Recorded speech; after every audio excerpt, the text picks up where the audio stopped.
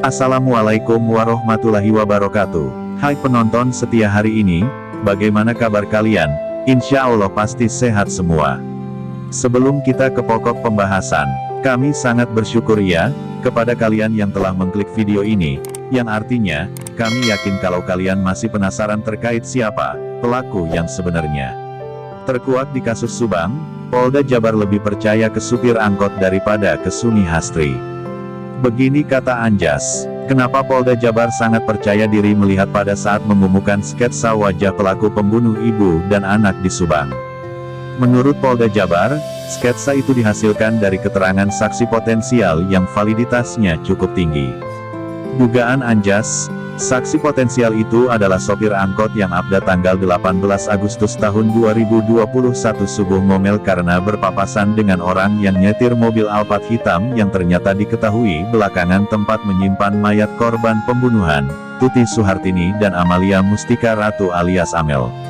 Itu dugaan netizen dan aku pribadi karena dilihat kategori steksannya samping dan belakang. Itu tipikal orang sedang menyetir tapi kemungkinan besar dari depan juga ada sketsa wajahnya, katanya.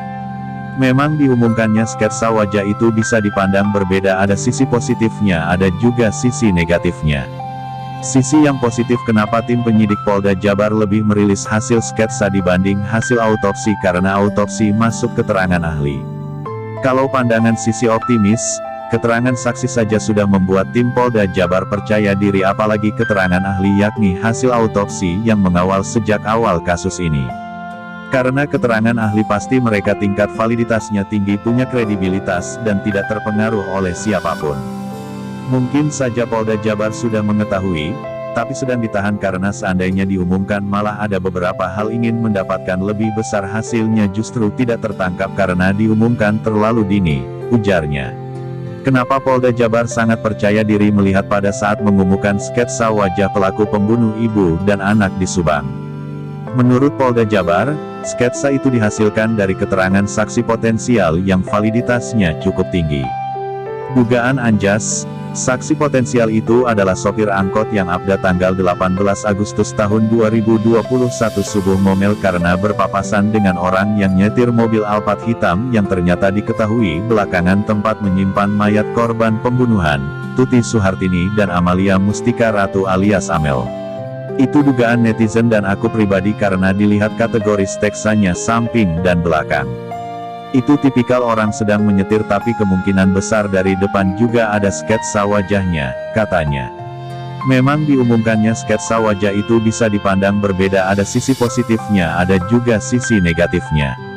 Sisi yang positif kenapa tim penyidik Polda Jabar lebih merilis hasil sketsa dibanding hasil autopsi karena autopsi masuk keterangan ahli. Namun kalau dilihat dari sisi pesimisnya, kenapa Polda Jabar rilis sketsa wajah yang notabene keterangan sopir angkot yang sifat subjektivitasnya tinggi?